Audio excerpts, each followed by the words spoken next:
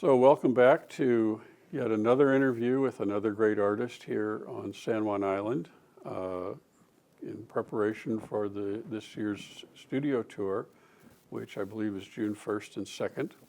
And with us today is Erin Heydenreich. Erin, Hi. nice to meet you. Thanks for coming in. Thanks for having me. Yeah. So how many of the studio tours have you done? I think this will be my 5th one. Yeah. And I guess you look forward to this, right? It's great. I do, yeah. I really do, yeah. What's good about it? Well, it's a whole different group of people that shows up. I mean, I've only done 5, but I've noticed that the same people come year after year that you don't see elsewhere except for the studio tour.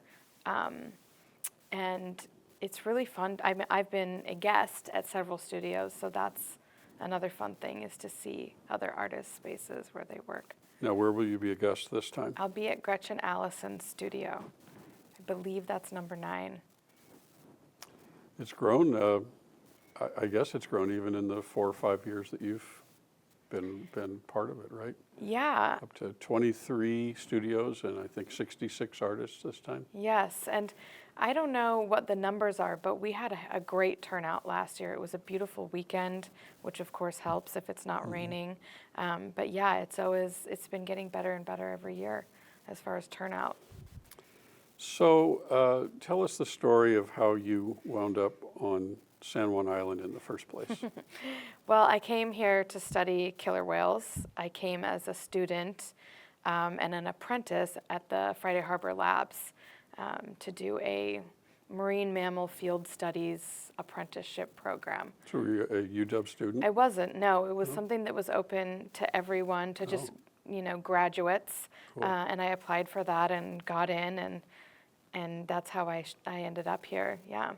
And through that, I met Ken Balcom, the former director of the Center for Whale Research, and very randomly, he offered me a job. It was a very chance interaction. I saw him at the grocery store. We had a quick conversation. He said, "What are you doing this summer?" I said, "Nothing." He said, "Why don't you come work for me?" And so the rest is history, as they say. And then how many years with the whale research? That was 15 years. 15 years that I worked there. And do you miss it? I do. I miss the whales. I miss being out on the boat. I was really lucky to get to have the kinds of interactions with the killer whales that I did. Yeah, it was amazing. You still follow it closely, follow the whales? Not really. I mean, since then my business has grown so much, I'm very now immersed in owning a jewelry business, yeah, being an artist. So you came to San Juan Island in 2003? Yes. Okay. And then you found jewelry making just the next year? Yeah, I mean, I started probably making, I've made jewelry my whole life, or made things. I've always been a maker. And it was just really a hobby, something I did to just entertain myself when I wasn't doing research or out on the boat. And I don't know, it just evolved. It seemed to take on a life of its own. Someone asked me to do the farmers market many years ago, back when it was over across the way at the parking lot for the community theater. And I don't know, I sort of just fell into it. Yeah, and then I just kept designing, and eventually I started a business with a friend, and then I decided to go my own way and start working on my own designs, and that's when this version of my business was born. So it's actually 10 years old this year, is Bettina Rosa. Thank you, yeah. I have a theory that this island brings out the artist in people. It seems so, yeah. You are not the only person I know I've interviewed, even though you're the 6th one we've interviewed, and you're not even the first of the 6 to have something spark when you got here. I think 2 of our other guests, so that's half of the guests so far. Yeah. When they got here, I don't know, maybe you just find a lower gear, or maybe you osmosis, you're around so many other artists. I don't know what it is. Something. I mean, I will definitely say that the community of artists and makers is very open and welcoming, and just feels very. The people that I met felt so familiar to me, and becoming friends with them and getting to know them, it just felt like a community that easily embraced me as one of them, and it felt very natural to me. Like they feel like my people, and so maybe that's part of it. Is the community here is so encouraging, really, of people to just. That's really cool. Do their creative thing, yeah. I've also asked some of the artists that have interviewed here if they feel like this environment is attracting more artists and artist types. I wonder. I mean, I can't see how it couldn't. It's so peaceful and beautiful, and I mean, I think you picked that vibe up. So many people decide to live here on their first visit. yes. You know, it happened with me. It's just like, you know, I maybe in the first hour, maybe toward the end of the first hour. So I think this is it. This is where I want to be. But I think you would pick that artist vibe up pretty quick. It's like this is going to be a good place to create. Yeah. So, I don't know. I mean, There's it's art calming. everywhere. Yeah, I feel like it allows for that connection to whatever people are pulling through when they create art, because it's peaceful and beautiful. There's not a lot of distraction. Most visitors don't. First-time visitors don't see our hospital, but if they did, they'd be. The hospital feels more like an art museum to me Right, than it a definitely hospital. looks like one. It's yeah. amazing, and it's really, really, really good stuff too. Really good art. Okay, so you're not always here though. You live somewhere else part of the year. Yeah, I live part-time in Sayulita, Mexico, which is a little town that Jeremy, will put that map up. most islanders know Sayulita. It's just north of Puerto Vallarta, about an hour. We're getting there. Hold on. There it is. There it is. Yeah, so right in that's quite a ways down. It How long does is. it take to get there? Well, I haven't driven in years. I used to drive, Yeah. but you can get a direct flight now from Seattle to Oh, really? Vallarta. Yeah. Oh, wow. So 4.5 hours. So, what's the history? How'd you wind up there? By chance, really. My dad, my family and I traveled in Mexico a lot when I was a kid, and I actually lived in Veracruz for a year after I graduated high school to learn Spanish. And my parents just happened to be in that area of Mexico with some friends and stumbled into this town, found a property that was affordable, and just bought one. Yeah, just bought a Awesome. property. Jeremy, you can come back to the table. There we go. And when did you move there? Or That when did was in 1996. Okay, so Yeah. you've had plenty of time to get good at Spanish. Yes, yeah. Do you sometimes think in Spanish? I sometimes dream in Spanish. Really? Yeah, sometimes I do. People are speaking Spanish in your Yeah, and I'm dreams? speaking Spanish in my dream. That's cool. And some things you say in Spanish, they just don't have the same meaning in English. So sometimes I think certain things in Spanish. Yeah. So you have a unique window into Mexico and life in Mexico. Do a lot of Americans misunderstand Mexico? Yes, they do. Is that I putting think. it lightly? Yeah. I mean, from the perspective of somebody who's lived there for almost 30 years on and off, I think people definitely don't understand what it means to live there, for sure. Yeah. What's it like? It's not always easy. It's not vacation. Vacation mode in Mexico is totally different than living there. Is it harder? Yeah, much harder. Is it?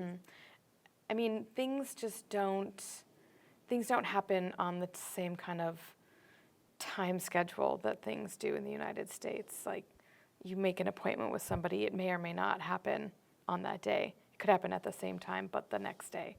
Their sort of concept of timing and scheduling is totally different, and that can be really hard for people to get used to. Yeah. especially Americans. Yeah, yeah. They either embrace it or it drives them away for sure. So what's the draw? What really compels you? For back me, well, I feel like I've grown up there in a way. I just love how the Mexican culture is so in the moment. They really don't think too far ahead, which can be frustrating at times. But in general, just a very living in the moment, dealing with things as they come.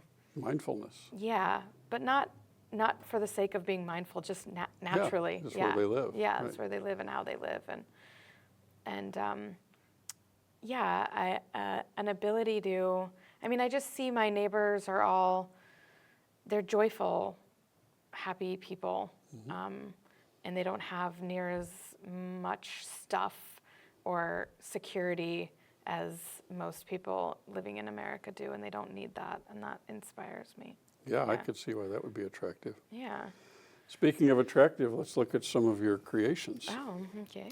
Jeremy has a close-up camera ready, so tell us what we're looking at.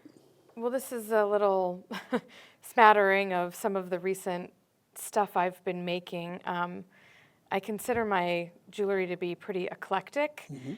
So this is these are kind of representative of the kind of jewelry that I started out making, where I'm using wire wrapping to attach stones and components together. So, this is a piece of chain that I cut.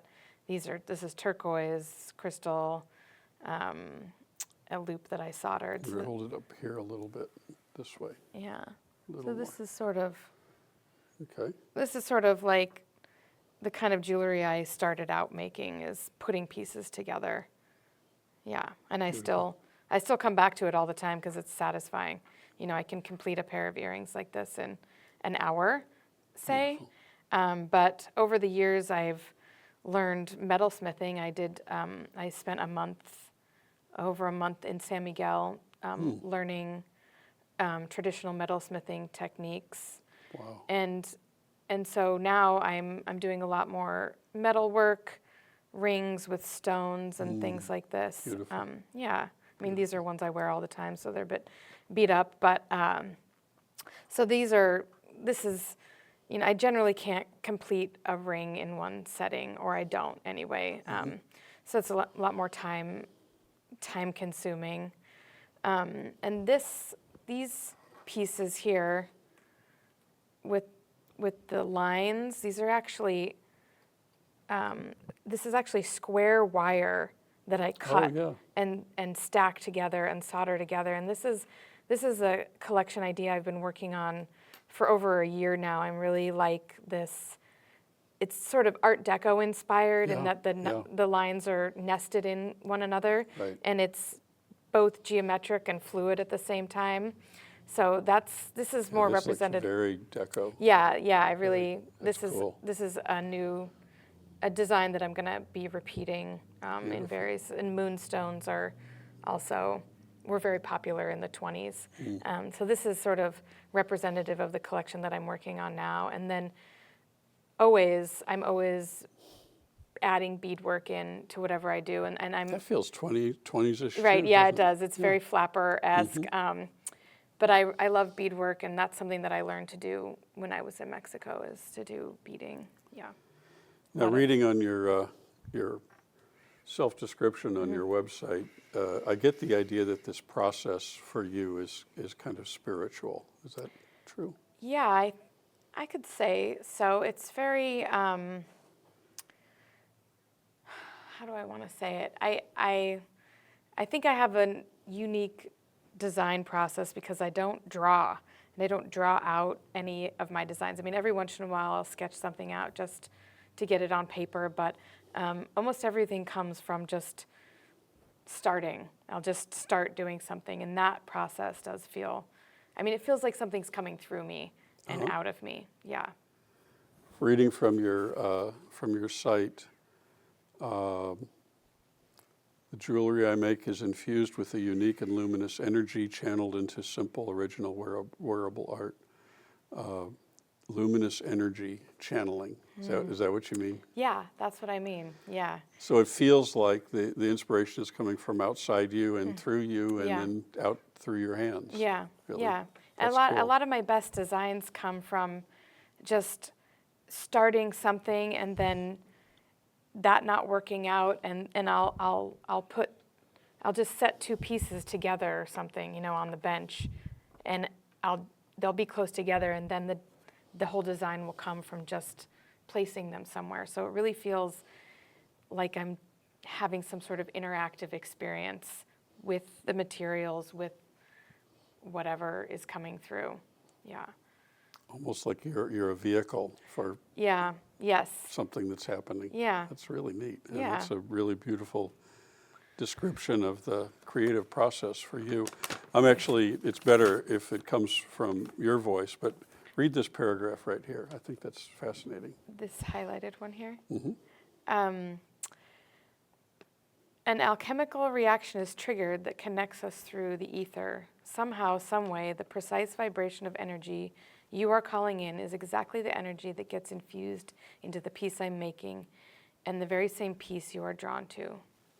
So I love this because you feel, if I understand correctly, you feel that you are creating this for a specific person who you maybe don't even know, in fact, probably likely don't know, haven't met.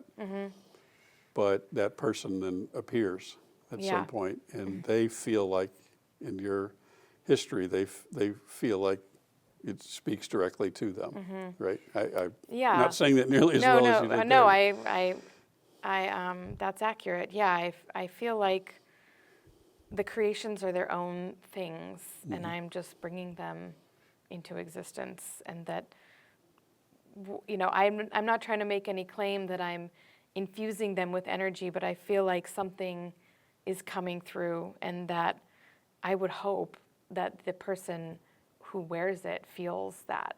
And it seems that there's some sort of process that happens where I make something, I put it out, and somebody's like, that's exactly what I was looking for. Right. Or that's exactly what I feel like I need, or Right. that makes me feel a certain way wearing that.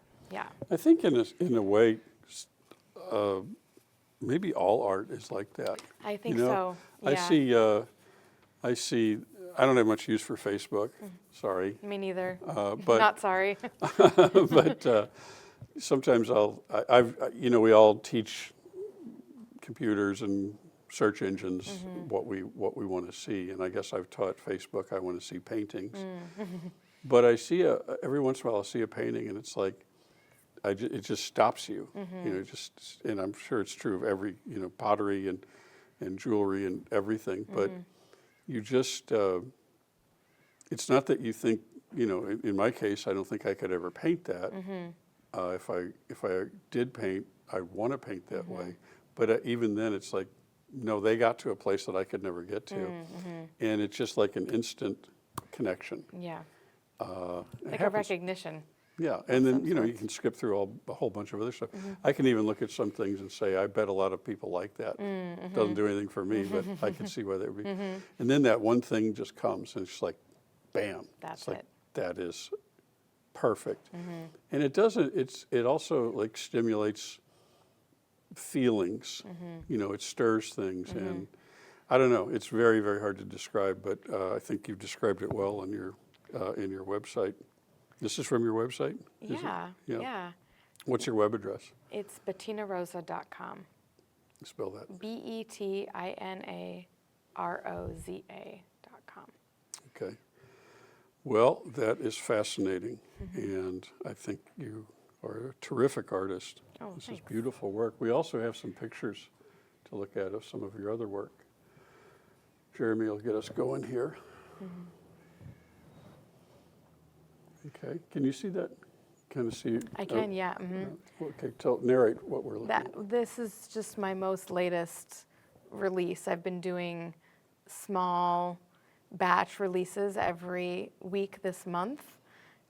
Usually I kind of hoard my designs until the studio tour, but I felt like I felt like peppering them off this month. So this is a smattering of the kind of Art Deco inspired collection that I hope to have a lot more of by the time of the studio tour. And you will be in booth 7 of the Roche Harbor Artist Village Yes. all summer? All summer, yeah. Starting the last weekend of June through the first weekend of September. Are you at the booth most of the time? Almost all the time, yeah. Okay. I have a couple helpers, but So yeah, I'm there a people can lot. meet the artist. Yes, Okay. yeah, All right, next. yeah. There we go. That's Ooh, a that's neat. Thank you. That's a close-up of some kind of, yeah, again, Art Deco inspired turquoise earrings.